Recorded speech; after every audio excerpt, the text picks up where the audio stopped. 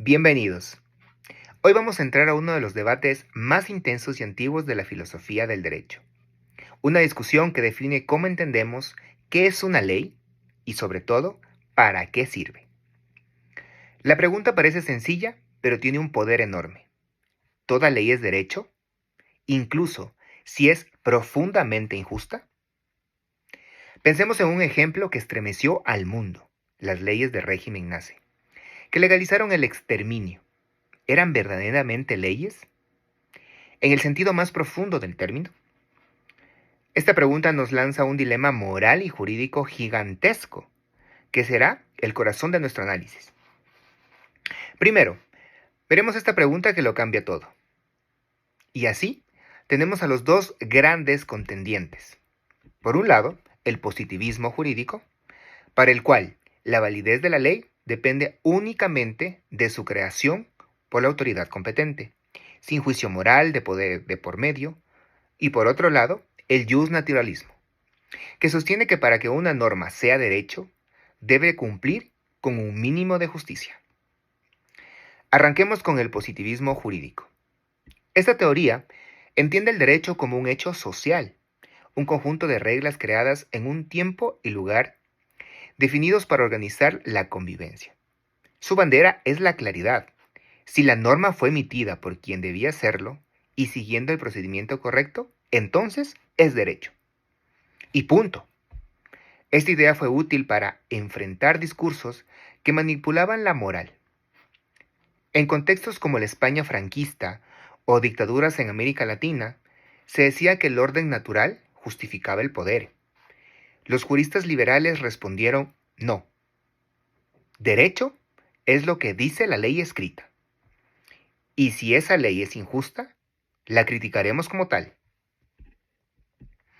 Pero aquí llega su talón de Aquiles. ¿Qué pasa cuando una norma, válidamente aprobada, es moralmente monstruosa? ¿Cuando cruza un límite que vulnera nuestra humanidad? Es imposible no recordar los crímenes nazis. Y precisamente aquí entran figuras como Ronald Dworkin y Robert Alexy, quienes plantean que llega un punto donde la injusticia es tan extrema, tan perversa, que la norma deja de ser derecho. No es una ley mala, ojo, es que ya no es una ley. Esta idea se conoce como fórmula de Radbruch. Modernizada por Alexy, existe un umbral de injusticia extrema, que despoja a la norma de toda validez jurídica. Según Alexy, aunque el sistema jurídico no lo diga explícitamente, hay límites morales objetivos que no pueden ser sobrepensados, y si sobrepasan la norma, se transforma en violencia. Ahora viene lo fascinante y lo más importante. Podríamos pensar que esta idea nació recién, después de los horrores del siglo XX, pero no.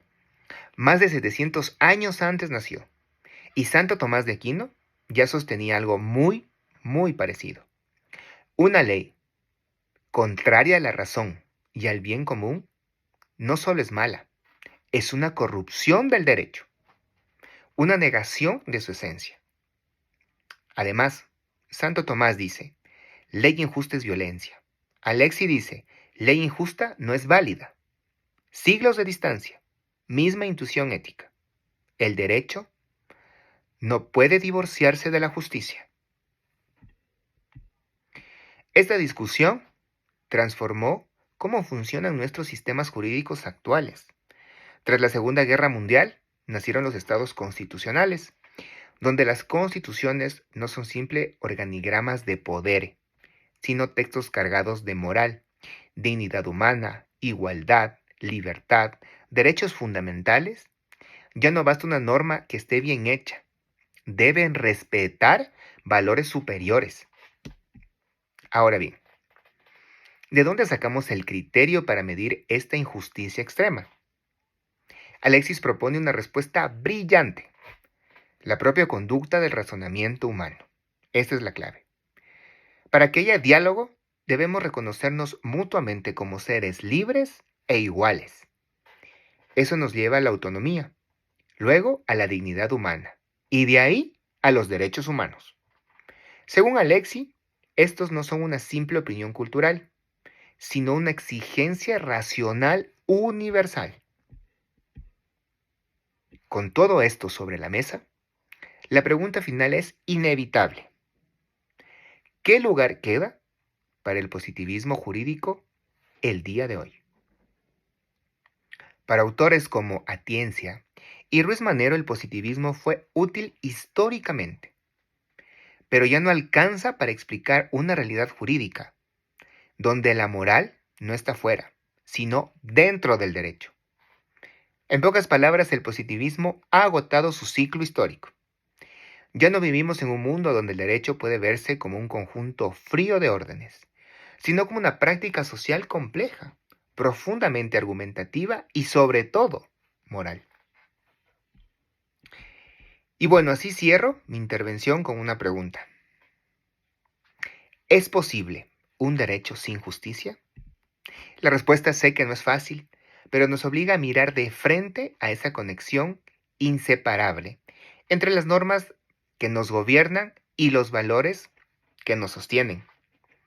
Una conexión que viaja desde la Edad Media hasta los debates constitucionales más actuales y que sigue definiendo qué clase de sociedad queremos ser. Muchísimas gracias.